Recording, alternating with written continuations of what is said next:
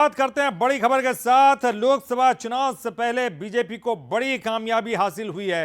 राजधानी भोपाल में मुस्लिम बहुल वार्ड में भारतीय जनता पार्टी ने शानदार जीत हासिल की है। 25 सालों के बाद यह रिकॉर्ड है। 25 सालों के बाद वार्ड 41 में बीजेपी का पार्षद जीता है। बीजेपी के रेहान सिद्दीकी ने 2620 वोटों से जीत दर्ज की है। मुस्लिम इलाकों में बीजेपी का लोकप्रियता बीजेपी की जो है वो बढ़ रही है। इस बात के संकेत भी मिल रहे हैं इसी बात से लेकर, क्योंकि 25 साल बाद ये रिकॉर्ड टूटा है और वार्ड नंबर 41 में बीजेपी के पार्षद ने जीत हासिल की है। रेहान सिद्दीकी बीजेपी के पार्षद यहां पर बन गए। 2620 वोटों से उन्होंने कांग्रेस को हरा दिया है। तो मुस्लिम इलाकों में बीजेपी की लोकप्रियता लगातार बढ़ रही है, इस बात के संकेत भी मिल रहे हैं।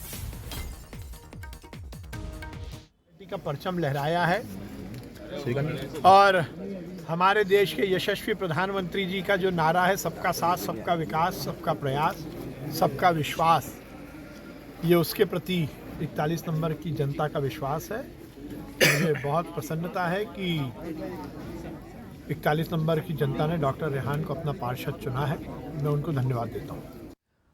तो मध्य प्रदेश में विधानसभा चुनाव के नतीजों का असर पार्षदों के उपचुनाव में भी देखने को मिला है। जहां 22 सीटों में हुए उपचुनाव में बीजेपी ने 16 सीटों में शानदार जीत दर्ज की है, जबकि सिर्फ 3 सीटों पर ही कांग्रेस का खाता खुल सका है। तो वहीं 3 सीटों पर निर्दलीय उम्मीदवारों ने अपना परचम लहराया। और सबसे अगर हाई प्रोफाइल सीट की बात करें, भोपाल के वार्ड क्रमांक 41, जहां बीजेपी के रेहान सिद्दीकी ने कांग्रेस के मोहम्मद फहीम को 2620 वोटों से हरा दिया है। तो वार्ड क्रमांक 41 बेहद महत्वपूर्ण यह सीट बीजेपी के लिए रही है। निकाय उपचुनाव में पन्ना और राजगढ़ में बीजेपी के प्रत्याशियों ने निर्विरोध जीत हासिल की है। तो वहीं कटनी और धार की बात करें तो 2-2, भोपाल, मंडला, नरसिंहपुर से 1-1 सीट पर बीजेपी का बोलबाला रहा है। तो 22 सीटों पर उपचुनाव हुए, जिनमें केवल 3 सीटें ही कांग्रेस कब्जा करने में कामयाब हो पाई है।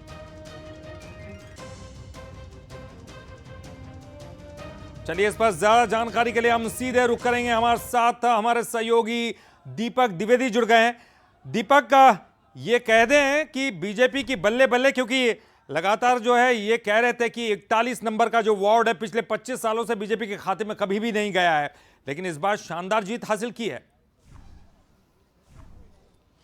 दिनेश, बता दूं कि यहाँ पे सिर्फ बीजेपी की बल्ले बल्ले भोपाल में तो हुई है तेजी से, पूरे मध्य प्रदेश में बीजेपी ने आज परचम फहराया है।